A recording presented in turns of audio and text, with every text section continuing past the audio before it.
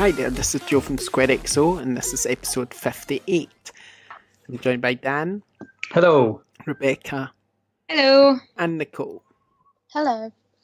Okay, before we start, don't forget you can visit our website at squarexo.co.uk. You can visit us on twitter.com/square_xo, or on patreon.com/squarexo, or on iTunes and Podbean and youtube.com/JohnsonMotor, but we've also got youtube.com/ I don't know if it's /squarexo, to be honest, because I don't know if we've managed to claim the URL. I don't think you do until you get a certain amount of followers, Yeah. so it's probably just need to search for SquareXO and you'll find us.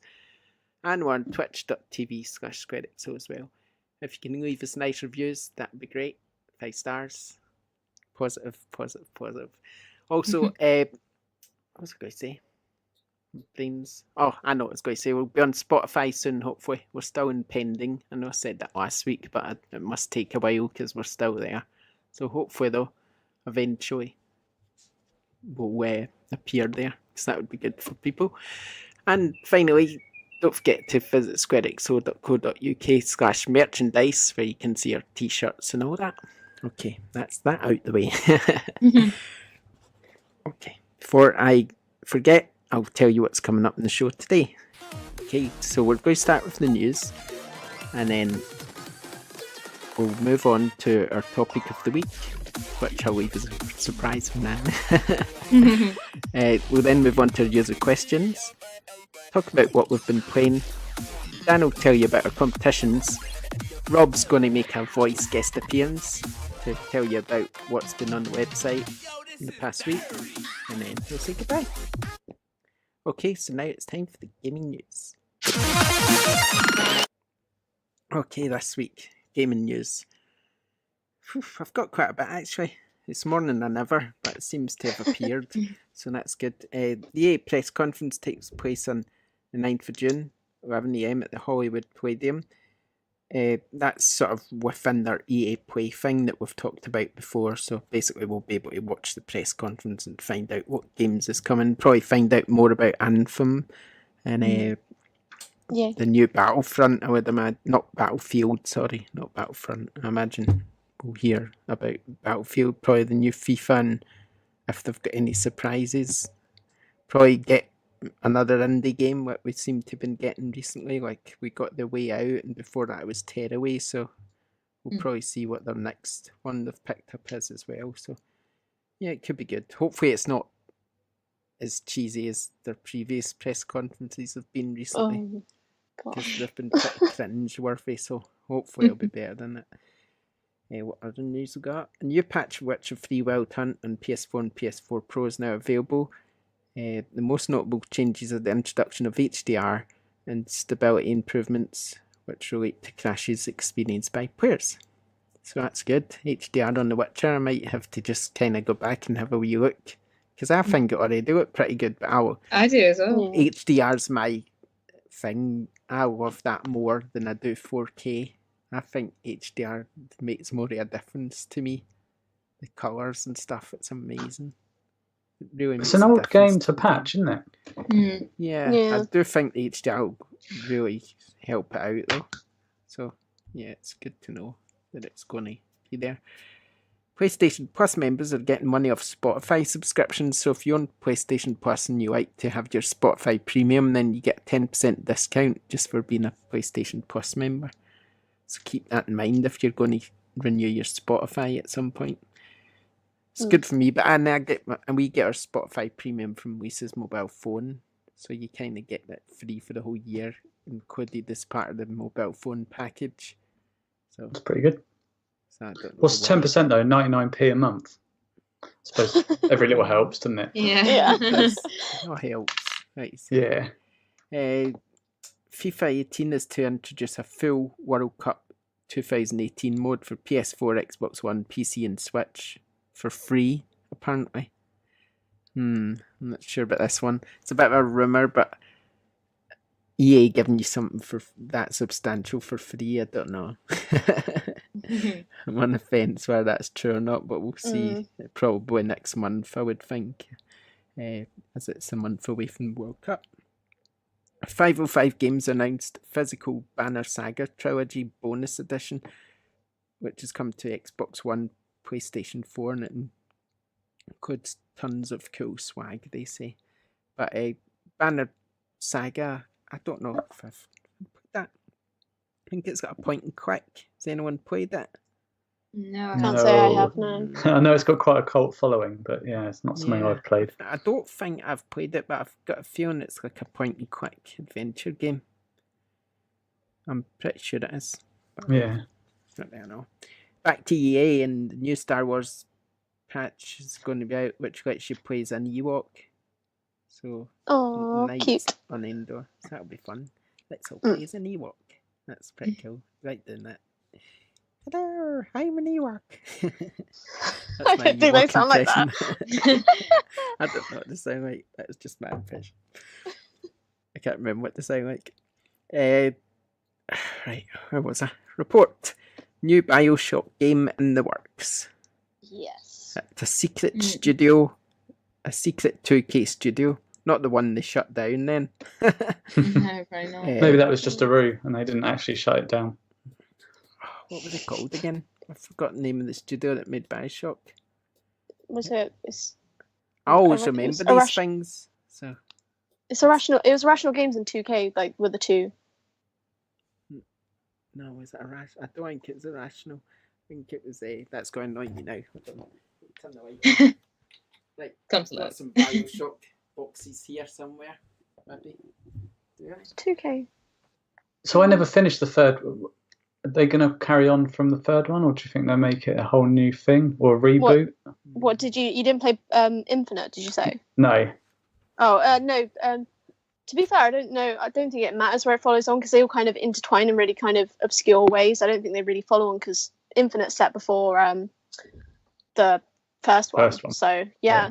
I think they'll just find a way to intermingle it so it works. I'm really excited, man.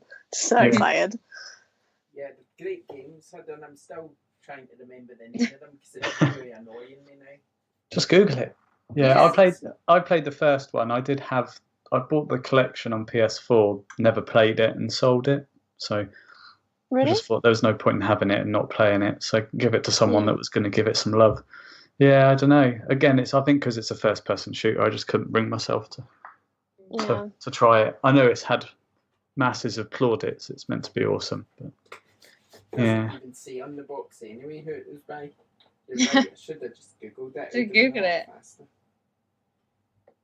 I've never played any Bioshock games, but I really want to. I feel like maybe this announcement might spur me on, if you know what I mean. Yeah. I remembered the name of the guy. Ken Levine. Yeah. He was the one behind it. it You all. meant like the developer itself. No, but Ken Levine, he was the one in charge of the studio, which was called. Oh, what was it called? Still not found it. My brain's terrible. It's going to annoy me. Please let me find it. It's just not happening. But apparently he made System Shock or something, that guy. Ken Levine. But I've still not. See, Irrational Games. You were right then. So you said it all along. And let's just edit out this last 10 minutes. I'm not editing it out. You shouldn't doubt my Bioshock knowledge, Joe. It's like, it's such an important franchise to me. I always get the developers right. This occasion, I never knew. I thought they were called something else for some reason. Anyway, I've completely lost the plot now. Anyway, we might be getting a new Bioshock. What started the rumor? Why do people think it's happening? There was just a report about it because, well, it's a rumour, isn't it? You know what rumours are like. They spread, someone tells somebody, it's in development. Did someone called Nicole write a story on a website called SquareXO? No. Someone's picked it up and just said it's a rumour. All I know is it's a top secret 2K studio who are apparently working on it because of it's like a Kotaku rumour. So generally they're right. They were right about the name of the Tomb Raider game and all that. So and it's a source, obviously. So that's what I mean. You never know when it comes to these things. Apparently they've been quietly recruiting. Right. Yeah. So that points to it apparently. You know. But the moral of the story is, does a new Bioshock game come from a secret 2K studio? Whether the Ken Levine and Irrational Game stuff's irrelevant, really. They're long gone. But it was just. Well, he wasn't part of 2 anyway, was he? I don't think he only did the first one and the third one. Yeah, he actually had. I read up. I got a copy of Edge that kind of went through like the making of all these games, and he actually had quite a trouble with his home life because obviously the game's quite dark, and he had to kind of go to very dark places to, write it. So yeah, I think it's really good, but it's Okay, next news. Apparently there's 2 games, Shenmue and Shenmue 2, coming to PS4, Xbox One, and PC. Yeah, Dan's squealing right now. Just sort of brush over that if you want. You can do. It's big news. Well, it's good news if you're a fan of them. So. And I've played them, you see, because what was the first one on? Dreamcast. Oh, so I never had the Dreamcast, and the second one wasn't the second one on the original Xbox. It was ported to Xbox. It was still a Dreamcast game originally. That's why I wouldn't have played them. Are they basically Yakuza? They're like the precursor to a Yakuza game. Yeah, they're a bit more laid back and explorative. Probably a bit more basic because of their age. Yeah. So yeah, it's not gangster life. It's more like real life. So you get a job and you just wander around, and yeah, it is like Yakuza. You can't fish. Can you not buy fish? You can buy fish. No, I don't think so. Deal breaker. No. I just get this image of a Japanese village wandering around buying fish. That's all. No, you drive a forklift truck. You get a job and you drive a forklift truck, and then you can play darts in your lunch break. What do you do in your forklift truck? Carry fish around? No, just cardboard box. Well, not cardboard boxes, wooden boxes. Yeah. It's at the harbour, so maybe. See, I knew there was some sort of fish involved. Okay, God of War's got a 95 rating on Metacritic so far, although every review I've seen has been 10 out of 10, so wow. Sounds like it's going to be amazing to me. I've been avoiding reading reviews, but it sounds like it. Is anyone else tempted? Am I the only one who's excited about it? I'm sort of like not tempted. Yeah, I'm not bothered. I don't know. I feel like I'm one of these people who, because I'm new to the franchise and obviously I don't know much about it, I feel like I need to have an overwhelming amount of positive reinforcement from people I know. So I think it might be one that I sort of wait and see how it goes. But I won't be getting it on it is this time. All right. But I just can't get over the character. I just have no draw to that character whatsoever. There's just no affinity, just bland bald man with a beard character. It's now the second most highest rated game on PS4. The only game that's beat it in terms of ratings is Grand Theft Auto. It's another game I've got no interest in. It's higher rated than The Last of Us, though. Yeah, but that's people's opinion rather than mine. No, but you can't form a opinion until you play it, though. Well, maybe this is one you need to rent out. Yeah. Maybe. No, there's too much other good stuff to play. I'm not bothered by it. Yeah, I'm kind of I'm like Rebecca said, I haven't played any of the other games, so I just kind of feel like I'd be going in underprepared. Like I like the concept of the games and I like the creatures and that they're in all the trailers and the games, but it's not something I'm going to rush to get. Like I'd much rather wait till it goes down a little bit or something. It's interesting. It's interesting that what they've done is they've basically rebooted a series that has got a following, but maybe not as big a following as other franchises. It would have been interesting to see if they'd have put this kind of effort into an original IP to see what kind of, even if they just changed the character up to make them more relatable or something, I don't know, just to see if that had grabbed more people. I think it's an odd series to reboot, personally, when it's already so well established and has a specific fan base, because they're going to possibly struggle to get new fans because of the heritage of the series. I don't think the guys struggle to get new fans with scores like that, to be honest.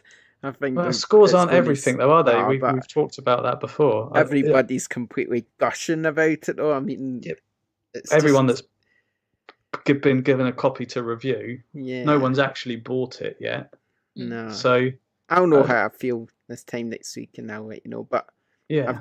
I think it's a great series to reboot because it's an absolutely fantastic series. It's a God of War's a cracking game. It really is. All of them are brilliant.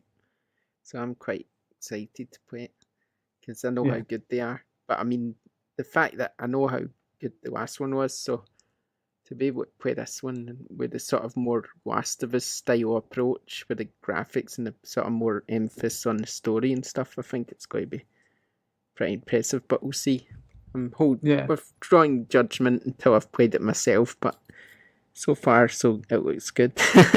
Yeah. I've avoided everything. I've not read any reviews. I've saw the scores and stuff, obviously. I've not really watched any footage of it whatsoever. I've avoided watching videos and everything because I don't like to sort of cloud my judgment, and then I'm already giving it a 10 before I've played it then. So I don't really like doing that, so I have to try and... I'm excited because I like the series. It's a bit like Darksiders. You know what I mean? When Darksiders 3 comes out, I'll be well excited, but I still need to avoid everything so I don't get too excited. Get too carried away for play it. But it's done well, so everybody who is looking forward to it, and I'm sure that's the majority of our listeners, really, let us know what you think, because you'll be able to tell us before the next episode. So, yeah, be good to know what you think. A Way Out sold 1 million copies in 2 weeks. Whoa. I imagine mostly digitally, because it's still not anywhere to be seen in charts. So they must all be digital copies. Yeah, is it sold or shipped? Sold, it says here. Yeah. But it's literally not in the top 40. Yeah, it's weird, isn't it? Yeah. Gosh. Someone's lying somewhere. So I imagine Does the top 40 include digital games now? Nah, it's only retail still.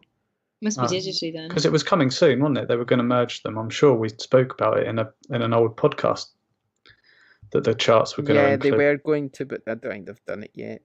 Right. Because it's nowhere to be seen. And that brings us nicely to the charts, actually. Far Cry 5 was number 1 this week. I read somewhere, actually, that someone had said that it only took you about 3,500 units to get into this week's top 40. So if that is the case, A Way Out never even sold 3,500 units at retail. Yeah. Yeah, so back to the charts. Far Cry 5, number 1. FIFA 18, number 2. Mario Kart, number 3. Grand Theft Auto, surprise, number 4. Pug Buzz 5. Sea of Thieves 6. Fallout 4, 7. Mario Odyssey 8. Gran Turismo Sport 9. Crash Bandicoot 10. Yeah, so there we go. Nothing very much to shout home about there. It's kind of as you were, really. I imagine God of War will be number 1 next week. I would think. Yeah. Where Yakuza 6 ends up, who knows? 6. Yeah. I don't know how high that'll... Number 6, that's my guess. That's your guess. It could be. It's one of these games that is quite niche, isn't it? Yeah. It's popular, but it's niche. Okay then. We don't really have a set topic for this week. In case anybody didn't know, I spent the weekend at EGX Rezzed in Tobacco Dock in London. Got a press pass, luckily enough, so I just wanted to have a little chit chat about, I guess, what I saw. Did you get a free cigar with your press pass? I didn't, no. Tell you what, the press passes were really strange. Like, the one for EGX in Birmingham was obviously like really professional and just blue and had EGX in it.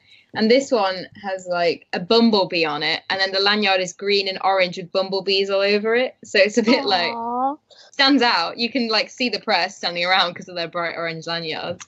Yeah, I saw your picture. Was that based on a game or anything?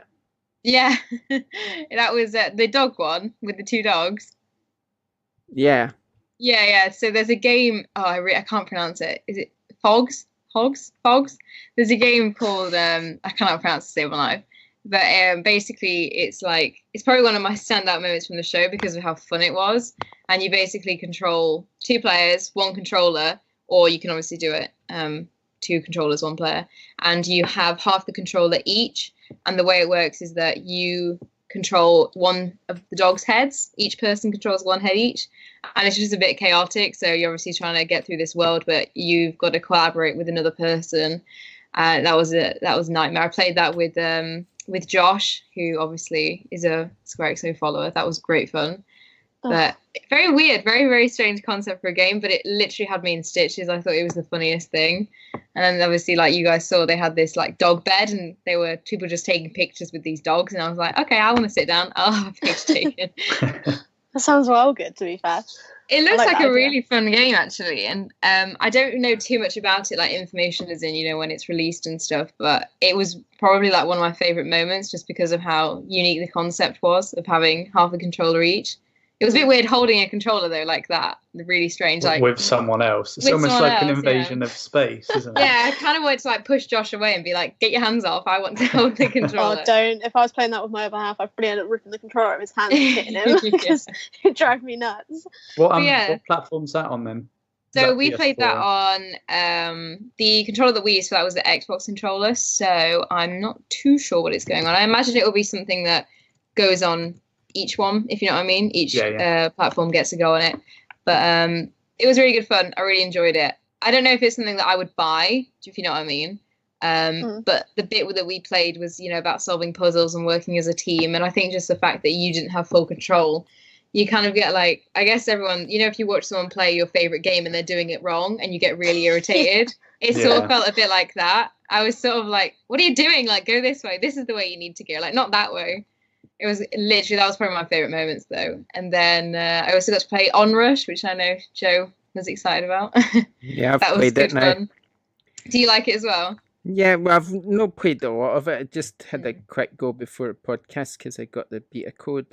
Yeah. Yeah, it seems alright. It's a bit of an odd concept from what I played It's a bit so far. strange, There's yeah. no finish line, is that right? No, yeah.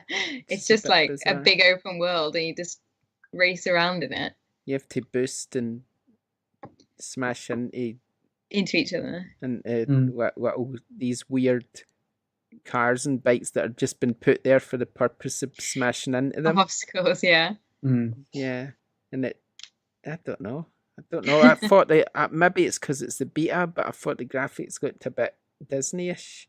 A bit. They look quite good from what I remember. Not like amazing 4K graphics, but not like completely. It felt a bit basic to me. But then it's not coming out yet, so maybe it's just because it's beta. So it could be because of that. Because generally in betas and stuff, they kind of hold it back a bit, don't they? It's not quite full on, so it's probably just that reason. But I'd rather see another Drive Club from those guys. I know they're Codemasters now, but kind of quirky racing games like that are just a bit. They're never quite as good as a proper racing game, are they? I don't know. Maybe that's just my opinion's wrong, but. I mean, it might be that there is a mode where you do have a finish line, which might make it feel a bit more like, MotorStorm was so good. So maybe there were a few others. I remember a PS3 game called Pure, which was like a quad bike racing game. But I'm sure there was a time there were a couple of them kind of off-road races. I never played MotorStorm. But, there's a game coming out in May for PS4 called Horizon Chase Turbo, and apparently it's inspired by Outrun. So I don't know. Maybe that would be your type. Yeah. Sorry, Rebecca, hijacking your. All right. I got excited there. Outrun, I love that game. So basically, I did like cover the entire 3 days on the website, so you can read all 3 days there. But I just wondered if you guys wanted to know anything about any games that were there. Yes, please. Right. I'm really hoping I played this. Yeah, no, I have just checked to make sure you did play it because I saw it. A couple of people mention it on Twitter, and I just wanted to know more in depth because I haven't had a chance to read your coverage properly. I've had a very hectic weekend. What did you think of Planet Alpha? Oh, I really liked Planet Alpha. So for those of you listening who don't know what it is, it's sort of like a 2D side scroller, and it's on an alien planet. And the cool aspect about it is that to sort of make your way around the environment and defeat enemies and get to the next point, you can alter the time of day. So you can make it night or day, and you sort of use the world against itself to progress. Yeah. But I was quite lucky, actually, because I went on Sunday to that, and I thought I'm going to have no chance. Sunday was insanely busy. But I just walked straight up to the ID Xbox stand, and there was no one sitting there, and I was like, okay, let's have a go. But yeah, really, really, just like your standard platformer in a sense, but I really did like how you had to change the time of day. I thought that was really unique. I'm really looking forward to that. I think that looks really promising. Yeah, it sounds really good. Did you manage to have a go of Rogue Aces? No, I didn't get to have a go on that. Good That game was that insane, that one. It's really There good. was like, the thing is like, at EGX in Birmingham, you know, the big one they do every year, because you wait in a queue, you sort of like forget that there's other people waiting as well, because you all sort of feel like one body. And then as you go up to the stands for EGX Res, sometimes when the demo ends, you can just see in the screen like hundreds of people standing behind you waiting for their turn, and it's a bit intimidating. You're a bit like, oh God, sorry. And if you die a lot, you could like, oh God, they're all looking at me. Judging you. Yeah.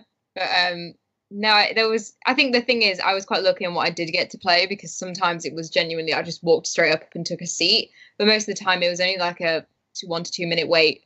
I mean, the big games on Rush, there was an actual queue, and there was an assistant sort of telling us, you know, it'll be this long and you have to wait this, and this is how the game works. Literally every other stand, it was just, you walked up to it, you waited for like, you know, a few minutes, and then you sat down and played it. So that's, in a way, that sort of made it feel a lot more relaxed than EGX in September, because it was sort of like, it didn't feel as formal, if you know what I mean. It didn't feel like we had to wait for our turn. It just felt like, oh, there's a stand free. I'm going to go and play this game. But yeah, I'd have to admit, it was very nice atmosphere, very like relaxed, and yeah, really nice as well talking with all the developers. And I was lucky enough to do an interview with Eric Nielsen from Midnight Hub for Lake Ridden. And it was nice doing that, because I played their demo in 2017 at EGX, and then I played their another press exclusive demo this weekend. And it was interesting to see how the game had developed, because to me it felt very different between the 2 times I played it. I think that I had, in the interview, he told me that originally it was a horror game, and when I first played, I really did feel a lot of horror aspects in there. So playing the second demo, it felt more like a puzzler, and I think it's rooted itself in a puzzler now, which is really nice to see, because it suits it so well. But that was probably my highlight, doing that interview and getting to know about the game and, you know, the company, because they came from, you know, very big developers. They left like security of very big developers who you know, find success quite easily, and they made their own company. So that was really interesting. That's probably my favorite piece. If anybody wants to know more about EGX, I'd say go check out that interview, because that was probably the most insightful few moments of my trip over this weekend. Everything else obviously is just games that will eventually be released, and it was nice to have a chat with the developers and the co-founders, see where the idea came from. I was going to say as well, from my knowledge it was there, but I'm presuming, as I've just gone, like I said, I've just kind of gone through coverage very briefly, did you get a chance to, if not play, like speak to anyone about Lost Ember? I did have a chance to play Lost Ember, but the reason I didn't put it in my coverage is because my demo, I died really quickly, and it was like 30 seconds. They're like, okay, it's a massive queue, you need to get on now. Lost Ember, though, looked amazing. So I was standing behind the queue, and I was just watching them play, and it looks really good, like really imaginative and creative. The developers there were really excited about it. They were saying, you know, it's their baby, and they were like, we can't wait to, you know, for it to be out in the world. And they were talking about, obviously, you know, standard, oh, I've worked on this, you know, for this many years, and, you know, it's great to see people enjoying it and for it to be out in the world. It looked amazing, and the little bit I did play I really enjoyed, but like I said, I only played like 30 seconds of it because of how busy the stand was. In fact, it was at a point where normally you can obviously see what games people are playing just by like looking over their shoulders. All I could see at that stand, I remember, because it was opposite the Cube 2 stand and I went to talk to them, I literally just remember seeing a crowd of people and like the banner on the top. Gosh, no, because it's been 2 since like 2016. I've been kind of like hoping for it to come up again. And obviously I saw that it was there via Twitter, and I was just like, oh, please, Rebecca, play it. I need to know. I did play a little bit. It actually plays really well as well. It's really, obviously, the concept, you know. It plays really fluidly, if you know what I mean. Yeah, it looks incredible. Really good. It does it really good. I think it will be one that does well once it's actually released. But I'm sad I didn't get to play more of that. That's probably one of my regrets, that I couldn't actually sit down and play a little bit longer than I actually did. It's meant to be out later this year. Are you going to pick it up, do you reckon? Or I probably will pick it up, yeah. But if you're keen to review it, I'll leave it to you. You're a star, thank you. Was there anything else that stood out? Yeah, I was going to say, I've just been through the list and I don't really recognise much of it. So to be fair, I went on the first day, obviously, and they gave you like obviously a leaflet that said this is what's here. I think I only recognised about 3 or 4 things. As for things standing out, I really liked Below, which is an Xbox game that I think's also been in development for quite a long time. It's been stuck in development hell, if I remember correctly. Time, yeah. That was really, I like the style of that. That artistic style is kind of what I'm drawn to in video games. But I was a little bit put off because it has permadeath, and I really don't know how I feel about permadeath. That's initially what put me off Hellblade, even though that happened, to be a ruse. But Below stood out to me. I really liked the look of that one. And trying to think what else. Catastrophenauts was a really, really fun game. That's sort of like an Overcooked in space where it's multiplayer and you work in a team to try and fix the ship whilst attacking another ship. That was another really good one. Honestly, there's so many games there that I was like, this is really good, this is really good, this is really good. I did play one that I was a little bit not disappointed by, but I was sort of like, I can walk away from that stand knowing that's not really my thing. But there was hundreds and hundreds of games at the show, so it was obviously going to happen. It's not like I'd love every single one. But yeah, honestly, really enjoyed it. But in a way, it did make me excited for EGX in September, for all the big games to be there. Because it did feel, obviously, it felt a bit weird. I think because I went to EGX in September 1st, it felt like, where is everything else? But honestly, really good. Really, really enjoyed it. What I want to know is what free stuff you got. What free stuff? I got a lot of business cards, but I don't know if you can. No, they don't count. I got this like weird pin from, oh God, it's like egg, but with 5 Gs. And it's a developer. I think Rob reviewed it on the site. I think it's called Adventure Pals or something. Oh yeah. I've just been reading about that as well. Yeah. Really weird. Like you ride a giraffe and the giraffe like flies by whirling its tongue in the air. Like really, really strange. But I got a pin from them. It's like an old lady sitting in a computer robot, and the robot's playing with a computer game. Right. I got a wristband from Catastronauts. I got loads of stickers. Like every stand was giving away stickers, so I don't really know what to do with them. They're just sort of sitting in my room. I got a lanyard from Sinner. I think I talked about Sinner on my recap. I also got a press kit from Sinner. That was the first press kit I've ever received, and that was really fun looking through all the videos and the GIFs and the pictures and everything. That was probably like my most favourite thing because that felt really professional. Oh, here's a press kit. That felt really good. But yeah, literally just lots of leaflets, lots of like 50% off for games and stuff. And I probably won't use them. So I don't know. I'll probably give them away at some point if anybody's really interested in them. But yeah, mostly just stickers, lots of stickers. I remember when I went to Gamescom, and all you got was lanyards. So I've got about 100 lanyards hanging from I know, I don't want to get rid of them. I have my press pass from this year, my press pass from last year. I have my Bloodborne lanyard that I stole from EGX last year. I have my Xbox One X lanyard. I have a PlayStation lanyard, and I've got this lanyard from this year's show as well. So yeah, they were just sitting in my room because I don't know what to do with them, but I don't want to throw them away. I'm like, I've just got them all hanging up on my shelf. Tons of them, all from Gamescom, and the ones that say Gamescom on PlayStation and Vita. Because when I went to Gamescom, it was the first time Vita was being shown, I think. Yeah. That's how long ago I went to Gamescom. And I've still got the little lanyard that says Vita on it, but it's got this, it's got like a ad thing for the Vita attached to it still. Telling you all the What year was features. that? 2009? No, it was later than that. I think it was 2013 or something. I think. No, it was later. It was earlier than that. Maybe 2011 then. 11 or 13.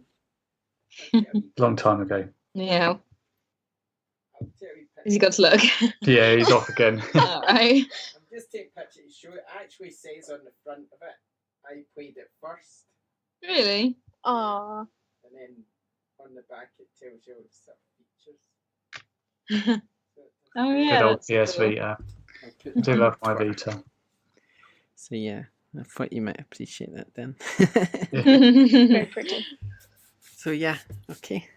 Okay, Yeah, that that's about it. sounded like a lot of fun then, Rebecca. It was good fun. It did obviously make me really excited for EGX in September, and knowing that like the majority of us is going as well, and I don't have to do all the work on my own, makes me even more excited. Don't worry, got your back. Good.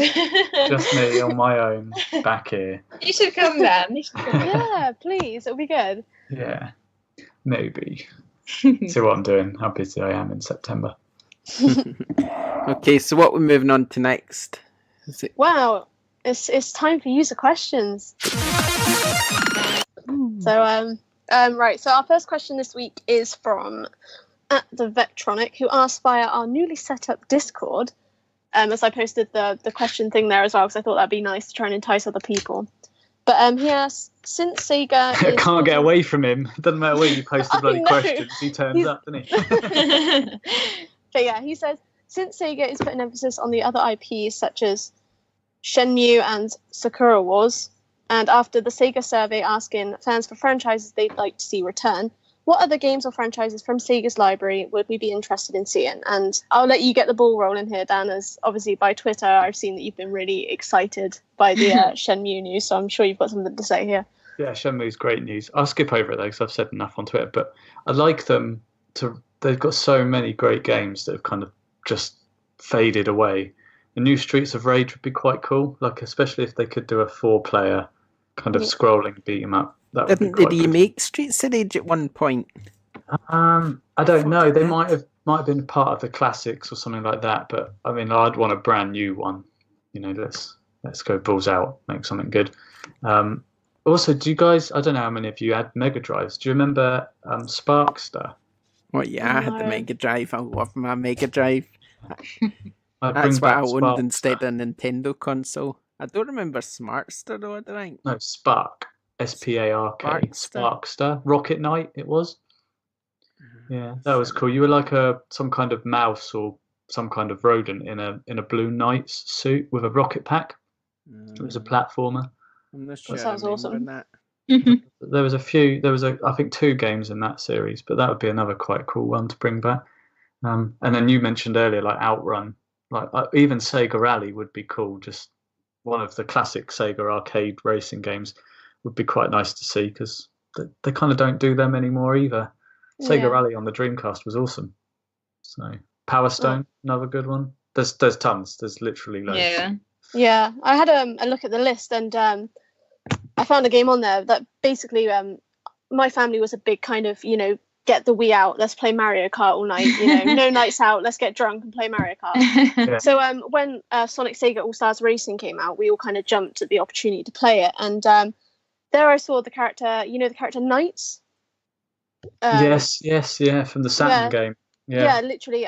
Obviously, I discovered that later on that she was a protagonist of her own game, and it was Into Dreams and Journey of Dreams, and I never got an opportunity to play either, and I think one was available on PS2. But I'd love to give them a go now if they'd remaster those. That's definitely my kind of cup of tea. They could do it. They should get that game company to do it, who do Flower. Yes. Because that's kind of a similar kind of thing. So yeah, that would be that's a real good shout. Yeah. What about Rebecca Jo? I'd quite like to see Desert Strike and Jungle Strike brought back. I really like those games. They were cracking, and Cannon Fodder. Cannon Fodder. That was so that was a good one. But Jungle Strike and Desert, they were great games. They were from EA, but they were, it's not generally my sort of thing, but it's this sort of isometric top-down game where you basically took control of a helicopter and you had to attack the enemy bases and rescue, I think you would rescue your allies by blowing up the jails, and they'd all run out and they'd climb up your helicopter, I seem to remember. That was a great game. I really like that. And also X-Wing. I'd love a new X-Wing. Well, though you kind of have that with Battlefront, I guess, but I just really loved X-Wing because of the way it was single player, but you would just sort of battle in space. You would get set objectives where you had to go up, blow up cargo ships and stuff, and as you went back to base, you would get a medal and you would go up rank. I really liked that. Yeah. What game about like that's- Golden Axe? That would be another cool one to bring back. I'm sure remember that's here. I'm Golden Axe? sure they've done Golden Axe. I'm sure they've done a remaster in that, but maybe not. Maybe it was just in the Another one. Sega I think they collection did, or didn't they? something. Maybe Toe Jam and Earl. Do you remember that? That was quality as So well. many games I don't know.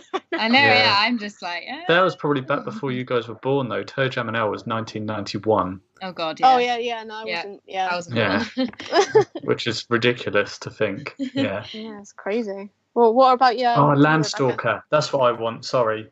If Sega all are right. listening, bring a new Bring back Landstalker, but do it on Vita, please, so that we Did can. I get the question wrong? Is it only Sega games we're talking about? Yeah. Yeah. Oh well. It's alright though. I was just thinking of the games I'd want brought back. I never really thought about Sega. In that case, Alex the Kid. Bring back Alex the Kid. That's Well, good. Wonder Boy's coming out this week, isn't it? Or next week? The new Wonder Boy.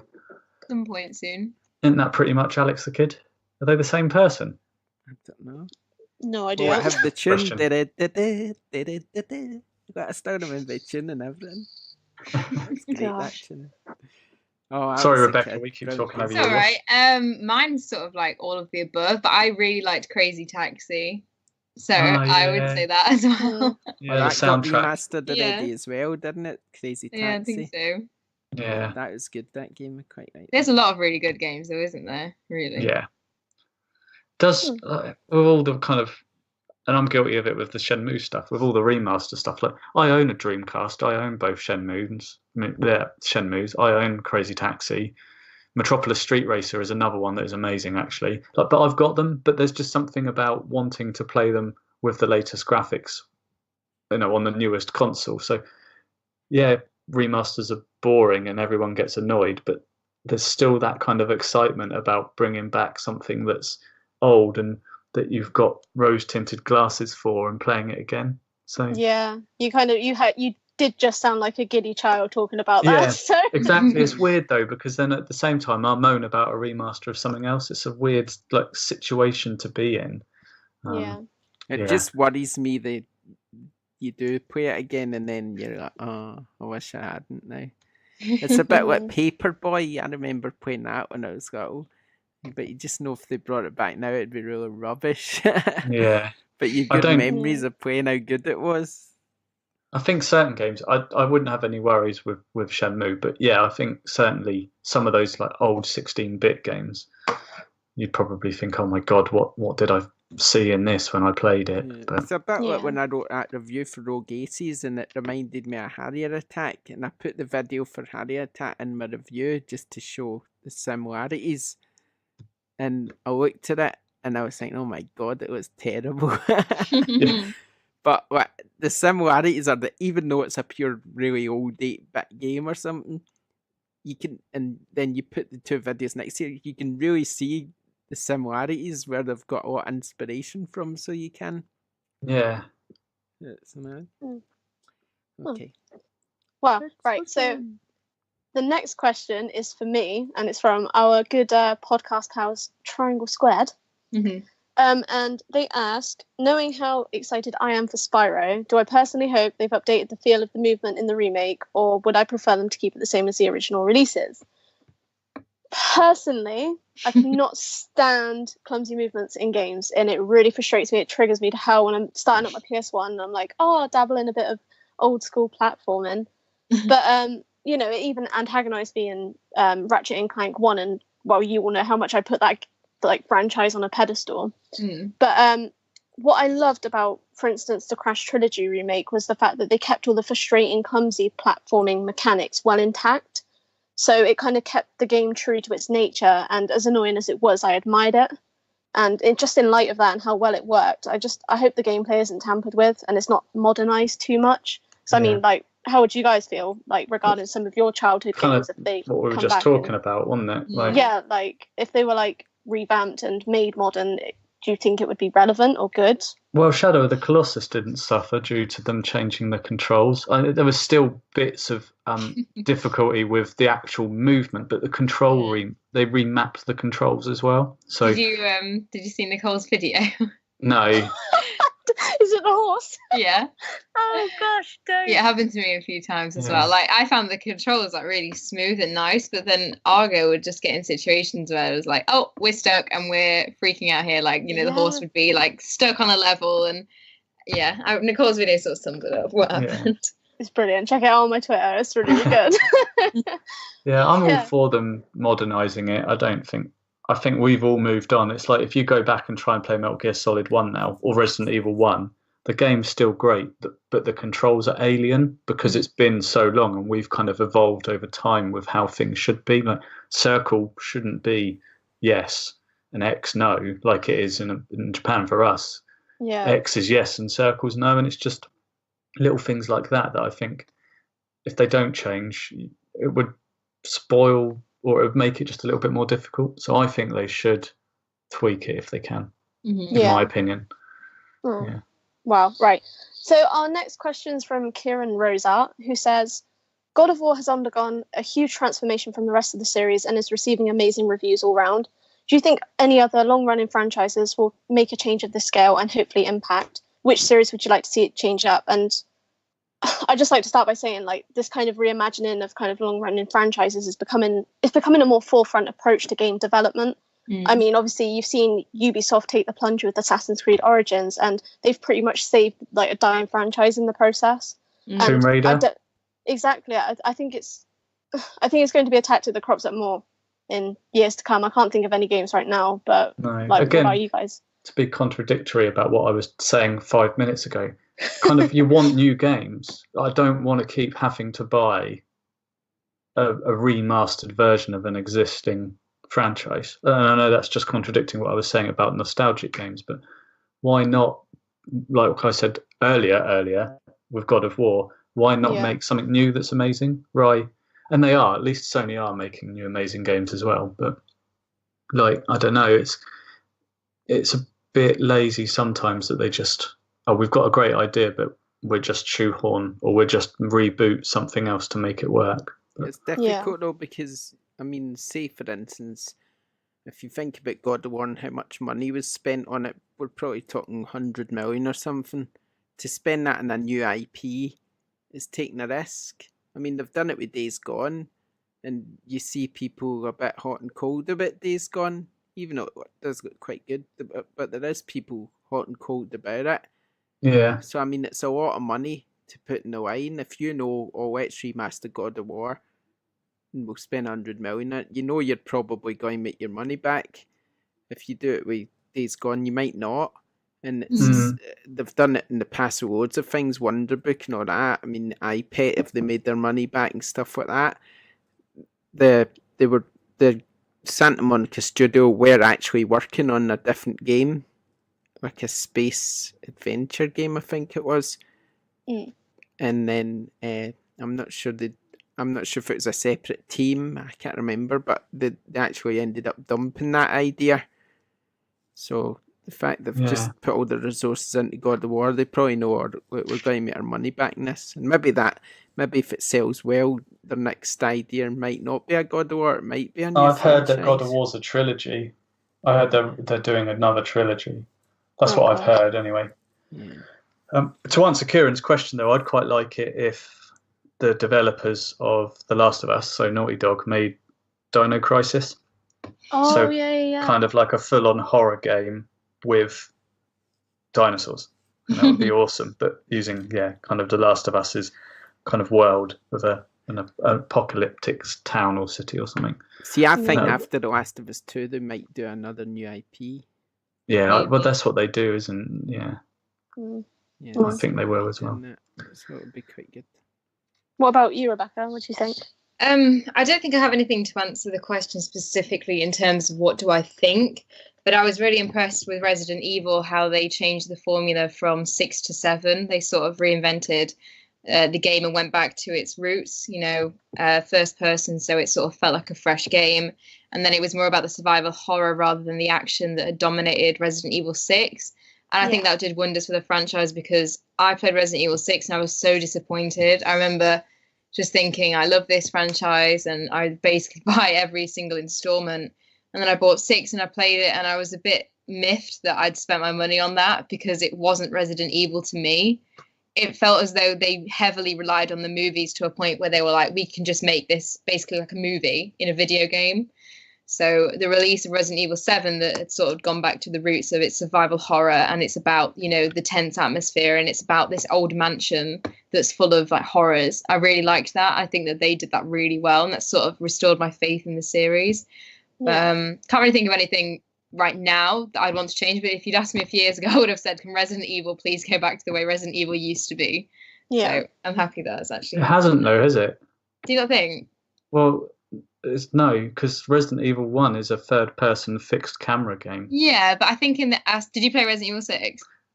No, because I played 5 and 5, yeah, see, 5, Yeah, I think 5 and done. 6 sort of, they went down the route of, I've just done my dissertation on this, so I'm sorry if I sound a bit nerdy, but they went down like the route of transmedia property, of like sort of embodying what the films are about, you know, which is obviously the action. The films are about keeping an audience entertained, and you can't consume a film the same way that you consume a video game because video games are more interactive.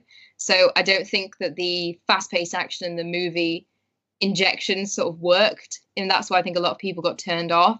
But have you played Resident Evil 7 either? I played the demo. Yeah, Resident Evil 7, to me, the whole game feels so much like the earlier games. It literally, you know, set in the mansion as well, so it feels really familiar. I know that the first person is obviously very different because that is obviously a completely different angle.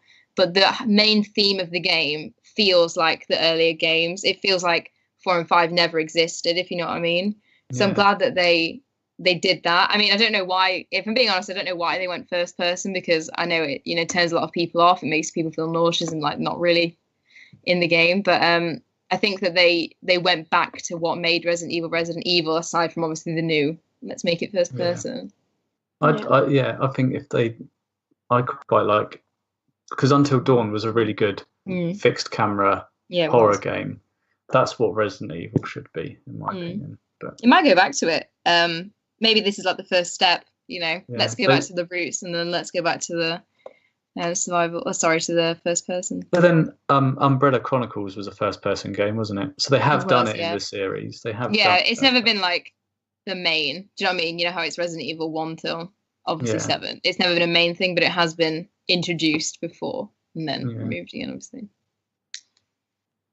Okie dokie. Well, in light of the time that we are pushing, I will hand over to Dan now for what we've been playing. But thanks to everyone who asked questions, and the ones that we haven't got around to asking, I will keep and ask next week.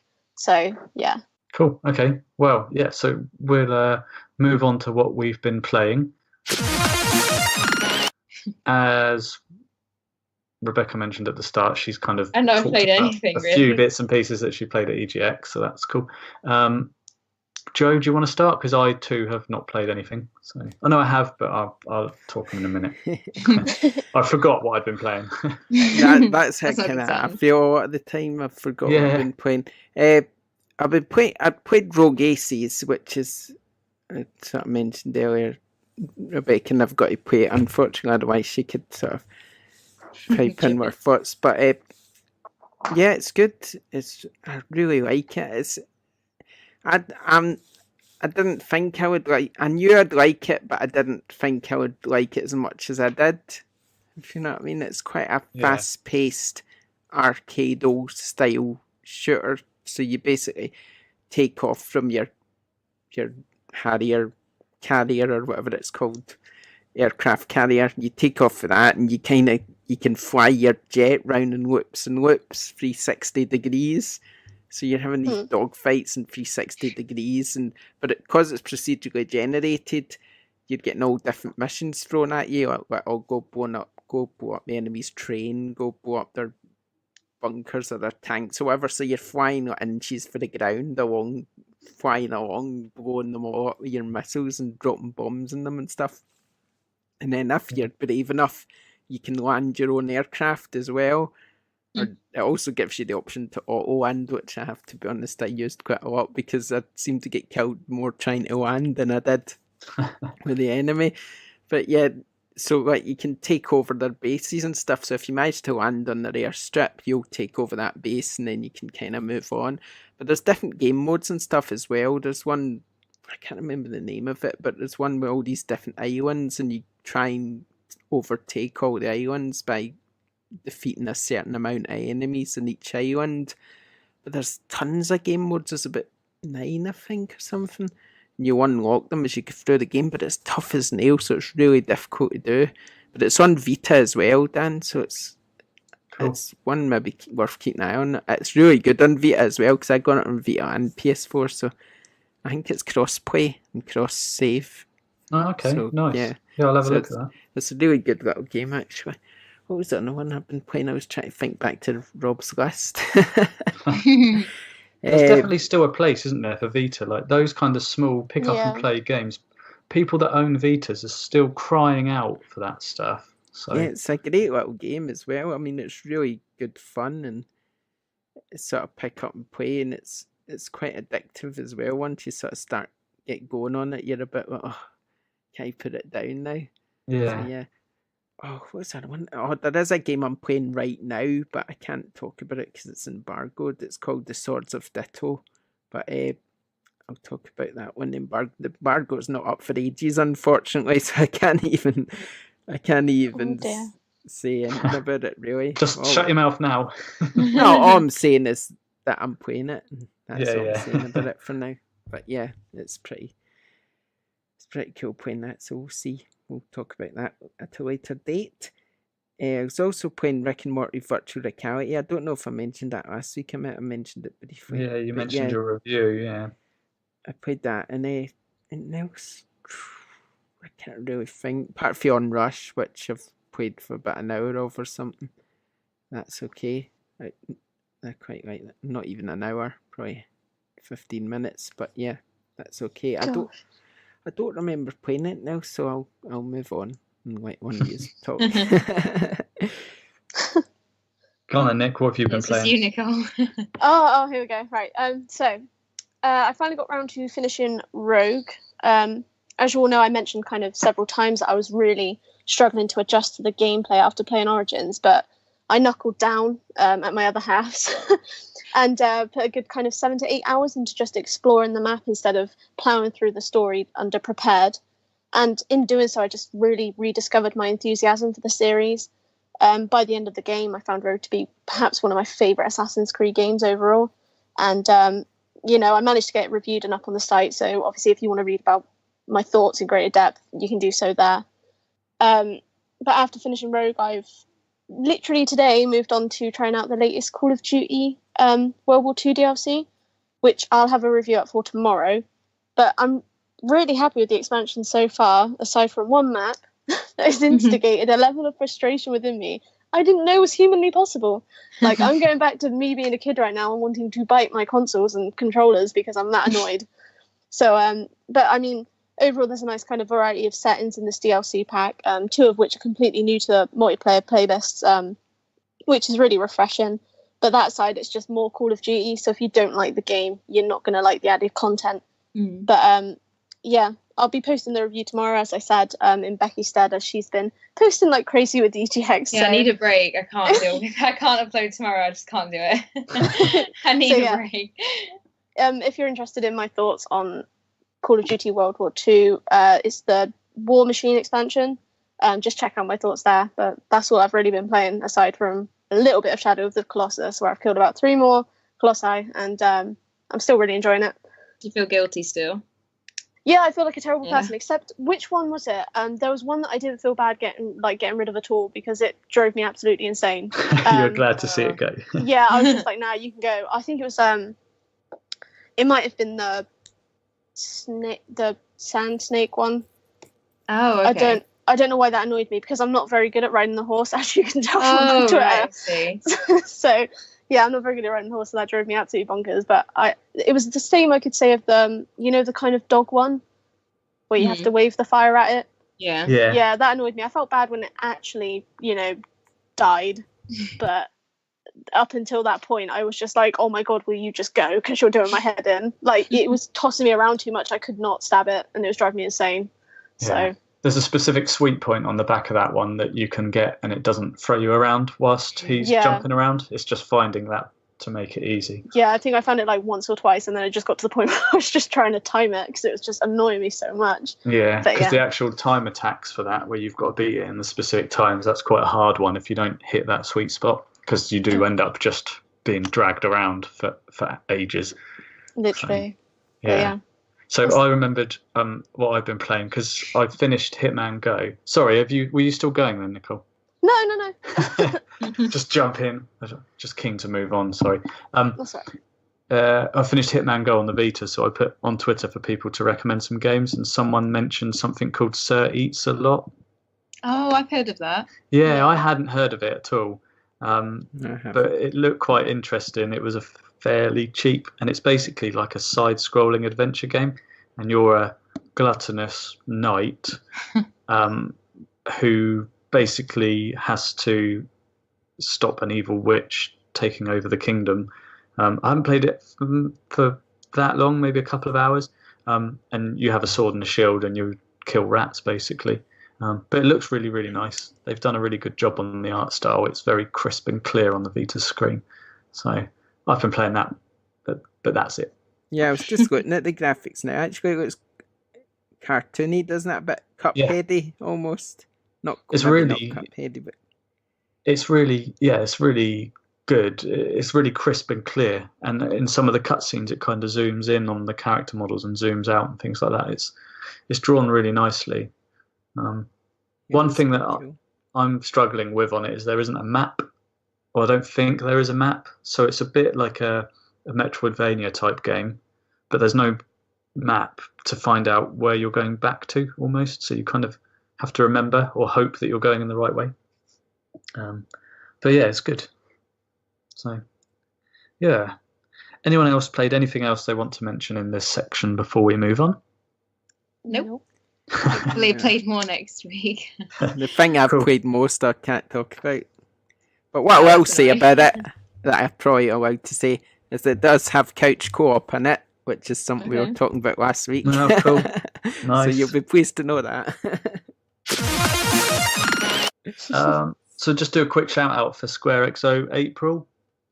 Yeah. So obviously God of War's out on Friday, so I imagine we're going to start seeing a lot of people enter their screenshots. So basically, if you're a new listener, if you're going to share a screenshot on Twitter from your PS4, if you include the hashtag SquareXO you enter our monthly competition where the four of us then pick our favourite screen, which goes to a public poll. So yeah, I think people are going to be sharing God of War like crazy. Yeah. If you want a top tip for entering the competition, don't all enter God of War, because some of us might get sick of it. Yeah, some of us. So I won't. You're not allowed to enter anyway. But no, I know. But it's just a shout out, really, just to get some people to enter. The prize this month is some PlayStation style coasters. Last month we had the insert coin stuff, so we give away some good prizes just for you adding a hashtag to your screenshots. So get involved, please. Yeah, do it. It's easy. It couldn't be easier. Hashtag SquareXO April, so easy. Yeah, I put them at the end of mine just out of habit now. So I do every month. I do too, but my PS4 always remembers the last one I did, so I think I was posting like or January or something like that. So. But yeah, I don't think we've got any other competitions at the minute, but hopefully we'll have some more games to give away soon. Yeah. That'll be all from me. Okay, right, before we go, we're just going to pop over to Rob, who's going to tell you all about our wonderful website and the huge amount of articles and reviews that have been on it. So over to you, Rob. Hey guys, be sure to check out squarexo.co.uk for reviews on the following PS4 games: Assault Gunners HD Edition, Extinction, Maria the Witch, Starlit Adventures, Rogue Aces, Assassin's Creed Rogue Remastered, Galgun 2, and Yakuza 6. And also on PSVR we have reviews for Lunastone Origin of Blood, Audio Beats, Rick and Morty Virtual Reality, Time Carnage, and Crisis on the Planet of the Apes. We also have Lloyd's patch notes on Star Wars Battlefront 2, as well as Rebecca's opinion piece on should video games cover sensitive topics, and not to mention the coverage of the BAFTA Game Awards and EGX from Rebecca as well. And also, while at EGX Rest, Rebecca managed to get an interview with Eric Nilsson, the co-founder of Midnight Hub, in regards to their latest game, Lake Ridden. So be sure to check out that on SquareXO.co.uk, as well as we've got our podcast over there, many competitions, and much more to come this week. Okay, that's Rob. Welcome to never the heard them. podcast, Rob. Yeah. So hopefully that was all nice and seamless because we never heard them. It's just kind of maybe seamless. It's not seamless now because obviously I've just ruined it. But hey, it would have been seamless otherwise. Broke the magic. Broke the magic. It was nice to hear Rob's voice, though, wasn't it, everyone? Yeah, he is real. He's not just some kind of person we make up. No, So. that's good. Well done, Rob. Thanks for your contribution. Okay, so Dan mentioned our competitions. Don't forget to visit our website because it's got a lot of good content on it that we've all worked hard on. Don't forget you can also back us on Patreon at patreon.com/SquareXO. Visit our website and buy our merchandise, squarexo.co.uk/merchandise. Give us a nice rating on iTunes and all that. And we'll be back for episode 59 next week. Thanks for joining us, everyone. Bye. Bye. Bye.